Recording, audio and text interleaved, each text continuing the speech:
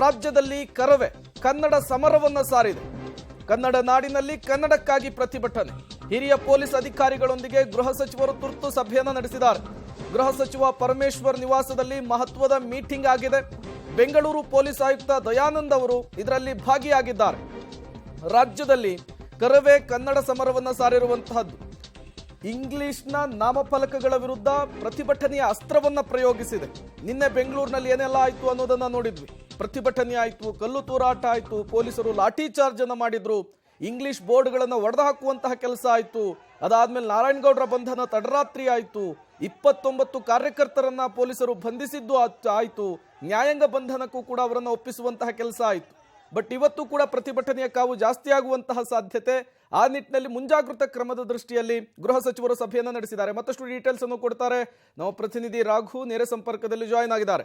ರಾಘು, ಒಂದು ಕಡೆ ಪ್ರತಿಭಟನೆಯ ತೀವ್ರತೆ ಇವತ್ತು ಕೂಡ ಮತ್ತಷ್ಟು ಜಾಸ್ತಿ ಆಗುವಂತಹ ಸಾಧ್ಯತೆ ಇದೆ.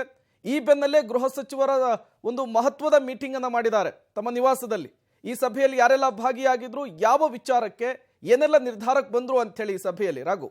ಪ್ರೇಮ್, ನಿನ್ನೆಯಿಂದ ಆಗ್ತಾ ಇರುವಂತಹ ಘಟನೆಗಳು, ತಡರಾತ್ರಿ ಆಗಿರುವಂತಹ ಬೆಳವಣಿಗೆಗಳು, ಜೊತೆಗೆ ಮುಂದೆ ಕೈಗೊಳ್ಳಬೇಕಿರುವಂತಹ ಕ್ರಮದ ಸಂಬಂಧ ಈಗಾಗಲೇ ಗೃಹ ಸಚಿವರು ಹಿರಿಯ ಪೊಲೀಸ್ ಅಧಿಕಾರಿಗಳಿಂದ ಮಾಹಿತಿಯನ್ನು ಸಂಗ್ರಹವನ್ನು ಮಾಡಿದ್ದಾರೆ. ನಿನ್ನೆ ಒಂದು ಗಂಭೀರವಾದಂತಹ ಆರೋಪ ಸಹ ಕೇಳಿ ಬಂದಿತ್ತು. ನಿನ್ನೆ ದೊಡ್ಡ ಮಟ್ಟದ ಪ್ರತಿಭಟನೆಗೆ ಎಲ್ಲೋ ಒಂದು ಕಡೆ ಪೊಲೀಸ್ ಇಂಟೆಲಿಜೆನ್ಸ್ ಫೇಲ್ಯೂರ್ ಆಗಿತ್ತು ಅನ್ನುವಂಥ ಒಂದಷ್ಟು ಆರೋಪಗಳು ಸಹ ಕೇಳಿ ಬಂದಿತ್ತು. ಆ ನಿಟ್ಟಿನಲ್ಲಿ ಇವತ್ತು ದಿಢೀರಂತ ಬೆಳ್ಳಂಬೆಳಗ್ಗೆ ADGP ಅವರ ಜೊತೆಗೆ ಬೆಂಗಳೂರು ಪೊಲೀಸ್ ಕಮಿಷನರ್ ಏನಿದ್ದಾರೆ ದಯಾನಂದ್ ಅವರನ್ನ ಇಮಿಡಿಯೇಟ್ ಬರಬೇಕು ಅಂತೇಳಿ ಗೃಹ ಸಚಿವರು ಕರೆಯನ್ನ ಮಾಡ್ತಾರೆ. ಕರೆಯನ್ನ ಮಾಡಿದಂಥ ಬೆನ್ನಲ್ಲೇ ಆ ಇಬ್ಬರು ಅಧಿಕಾರಿಗಳು ಸಹ ಗೃಹ ಸಚಿವರ ಮನೆಗೆ ಬರ್ತಾರೆ. ಬಂದಂಥ ಸಂದರ್ಭದಲ್ಲಿ ನಿನ್ನೆಯಿಂದ ಇಲ್ಲಿ ತನಕ ಏನೇನಾಗಿದೆ ಎನ್ನುವಂತಹ ಪಿನ್ ಟು ಪಿನ್ ಡೀಟೇಲ್ಸ್ ಅನ್ನ ಗೃಹ ಸಚಿವರಿಗೆ ನೀಡುವಂಥ ಕೆಲಸವನ್ನ ಮಾಡಿದ್ರು.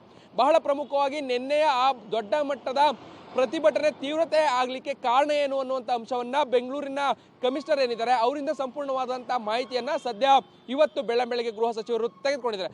ಇದರ ಜೊತೆಗೆ ಈಗಾಗಲೇ ಕರವೇ ಎಚ್ಚರಿಕೆ ಕೊಟ್ಟಿರುವಂತಹ ಹಿನ್ನೆಲೆಯಲ್ಲಿ ಬೇರೆ ಬೇರೆ ಭಾಗಗಳಲ್ಲಿ ಯಾವ ರೀತಿಯಾದಂತಹ ಸಿದ್ಧತೆಗಳನ್ನು ಪೊಲೀಸ್ ಇಲಾಖೆ ಮಾಡಿಕೊಂಡಿದೆ. ಮುಂಜಾಗ್ರತಾ ಕ್ರಮದ ನಿಟ್ಟಿನಲ್ಲಿ ಯಾವೆಲ್ಲ ಕ್ರಮಗಳನ್ನು ಕೈಗೊಳ್ಳಲಾಗಿದೆ ಅನ್ನುವಂಥ ವಿಚಾರವನ್ನು ADGP ಅವರಿಂದ ಮಾಹಿತಿಯನ್ನು ಪಡೆದುಕೊಳ್ಳುವಂಥ ಕೆಲಸವನ್ನು ಗೃಹ ಸಚಿವರು ಮಾಡಿದರು. ಸೊ ಬೆಳಂಬೆಳಗ್ಗೆ ಈ ಇಬ್ಬರು ಅಧಿಕಾರಿಗಳಿಂದ ಮುಂದೆ ಆಗಬಹುದಾದಂತಹ ಪ್ರತಿಭಟನೆಗೆ ಯಾವೆಲ್ಲ ರೀತಿಯಾದಂತಹ ಸಿದ್ಧತೆಗಳು ಕ್ರಮಗಳಾಗಿದೆ ಎನ್ನುವಂಥ ಕಂಪ್ಲೀಟ್ ಡೀಟೇಲ್ಸನ್ನು ಗೃಹ ಸಚಿವರು ಇವತ್ತು ತೆಗೆದುಕೊಂಡಿದ್ದಾರೆ. ಪ್ರೇಮ್, ರಾಘು, ಈಗಾಗಲೇ CM ಮತ್ತು ಸಚಿವರ ಮನೆ ಮುಂದೆ ಕೂಡ ಪ್ರತಿಭಟನೆಯನ್ನ ಮಾಡ್ತೀವಿ ಅನ್ನುವಂತಹ ನಿಟ್ಟಿನಲ್ಲಿ ಕರವೇ ನಿರ್ಧಾರವನ್ನ ಮಾಡಿದೆ. ಅದಕ್ಕೆ ಬೇಕಾದಂತಹ ಸಿದ್ಧತೆಯನ್ನು ಮಾಡ್ಕೊಳ್ತಾ ಇದೆ. ಆ ದೃಷ್ಟಿಯಲ್ಲಿ ಏನೆಲ್ಲ ಕ್ರಮಗಳನ್ನು ತೆಗೆದುಕೊಳ್ಳಬಹುದು? ಭದ್ರತೆಯನ್ನೇನಾದರೂ ಹೆಚ್ಚು ಮಾಡುವಂತಹ ಸಾಧ್ಯತೆ ಇದೆಯಾ, ಹೇಗೆ ಅಂತ ಹೇಳಿ ರಾಘು? ಪ್ರೇಮ, ಯಾವಾಗ ಕರವೇ ನಾರಾಯಣಗೌಡರು ಈ ಒಂದು ಕರೆಯನ್ನ ಕೊಟ್ಟರು, ಆ ಕೂಡಲೇ ಎಚ್ಚೆತ್ತಿರುವಂತಹ ಪೊಲೀಸ್ ಇಲಾಖೆ ನಿನ್ನೆ ಆದಂತಹ ಘಟನೆ ಮರುಕಳಿಸಬಾರ್ದು ಅನ್ನುವಂಥ ಕಾರಣಕ್ಕಾಗಿ ಮುಂಜಾಗ್ರತಾ ಕ್ರಮವಾಗಿ ಒಂದಷ್ಟು ಪ್ಲಾನ್ಸ್ಗಳನ್ನು ಮಾಡ್ಕೊಂಡಿದೆ. ಅದರಲ್ಲಿ ಬಹಳ ಪ್ರಮುಖವಾಗಿ ಈ ಹಿಂದೆ ಅವರು ಹೇಳಿದ ಹಾಗೆ ಯಾರು CM ಮನೆ ಏನಿದೆ, ಜೊತೆಗೆ ಗೃಹ ಸಚಿವರ ಮನೆಗೆ ನಾವು ಮುತ್ತಿಗೆಯನ್ನು ಹಾಕ್ತೀವಿ ಅನ್ನುವಂಥ ಒಂದು ಎಚ್ಚರಿಕೆ ಜೊತೆಗೆ ಸವಾಲನ್ನು ಹಾಕಿದ್ರು. ಸೊ ಆ ಕಾರಣಕ್ಕಾಗಿ ಬೆಳಗ್ಗೆಯಿಂದಲೇ CM ಮನೆ ಮುಂಭಾಗದಲ್ಲಿ ಸಾಮಾನ್ಯವಾಗಿ 1 KSRP ನಿಲ್ತಾ ಇತ್ತು. ಇವತ್ತು 2 ರಿಂದ 3 KSRPಗಳನ್ನು ಹಾಕೋದ್ರ ಜೊತೆಗೆ ಗೃಹ ಕಚೇರಿ ಜೊತೆಗೆ ಅವರ ಸರ್ಕಾರಿ ನಿವಾಸ ಎರಡಕ್ಕೂ ಕೂಡ ಟೈಟ್ ಸೆಕ್ಯೂರಿಟಿಯನ್ನು ಹಾಕಲಾಗಿದೆ. ಅದ್ರ ಜೊತೆಗೆ ಕೇವಲ CM ಮಾತ್ರ ಅಲ್ಲ, ಕೆಲವು ಸಚಿವರ ಮನೆಗಳಿಗೂ ಕೂಡ ಅದೇ ರೀತಿಯಾದಂಥ ಸೆಕ್ಯೂರಿಟಿಯನ್ನು ಕೊಡುವಂಥ ನಿಟ್ಟಿನಲ್ಲಿ ಪ್ಲಾನ್ಗಳಾಗಿದೆ. ಎಲ್ಲಾದರೂ ಕಾರ್ಯಕರ್ತರೇನಿದ್ದಾರೆ ಅವರು ಏಕಾಏಕಿ ದಾಳಿಯನ್ನು ಮಾಡ್ಬೋದು, ಅವರು ಏಕಾಏಕಿ ಪ್ರತಿಭಟನೆಯನ್ನು ತೀವ್ರತೆಗೊಳಿಸ್ಬೋದು ಅನ್ನುವಂಥ ಕಾರಣಕ್ಕಾಗಿ ಒಂದಷ್ಟು ಅಲ್ಲಲ್ಲಿ ಚೆಕ್ ಪೋಸ್ಟ್ಗಳ ಮಾದರಿಯಲ್ಲಿ, ಅಂದರೆ ಅಲ್ಲಲ್ಲಿ ಕೆಲ ಪೊಲೀಸ್ಗಳನ್ನು ನಿಯೋಜನೆ ಮಾಡೋದ್ರ ಜೊತೆಗೆ ಅವರು ಏನಾದರೂ ಬರುವಂಥ ಕೆಲಸಗಳಾದರೆ ಅಲ್ಲೇ ಅವರನ್ನು ತಡಿಬೇಕು.